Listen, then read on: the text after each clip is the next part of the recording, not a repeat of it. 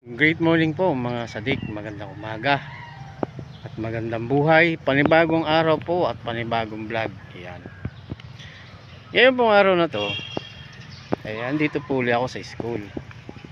Ayan. May pasok po ako ngayon, kaya trabaho lang. Ako ay maghahakot ng mga table na ginamit nung mayroong event dito ang mga eskwela. Tapos yan, yung mga kalat-kalat na yan ay ating paglilinisin yan. Magandang umaga at magandang buhay po, panibagong araw po at panibagong trabaho tayo. Tapos mamaya uli yun, sa taas na yun magpipintura uli ako doon dahil hindi pa tapos yon, mayroong i-retouch. Kaya ayan, magandang umaga po. Ayan po, sa mga followers ko po, marami pong salamat. Sa mga subscriber ko po sa aking YouTube channel, marami din pong salamat sa inyo. Sana po ay patuloy niyo po akong suportahan sa aking vlog.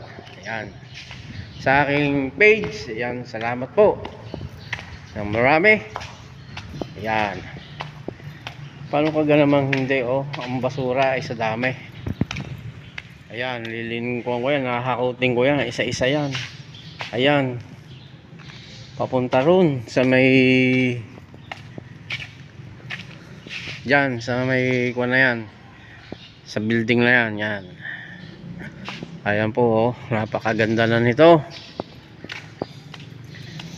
Yung mga ginawa ng mga eskwela, ayan, ng mga parents, ayan, pinaganda nila yung harapan na yan, oh. Tinaniman nila ng halaman, ng mga paso. Ayan, napakaganda po.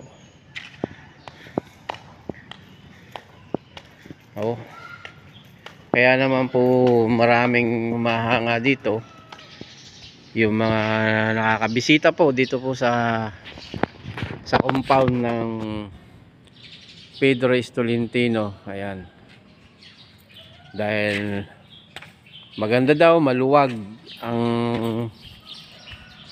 paligid, maliwalas, oh. Maganda ang view.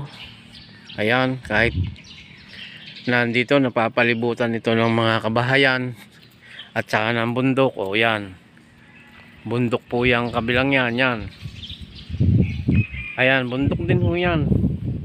Ayan, mga bundok ho yan, nasa taas na yan.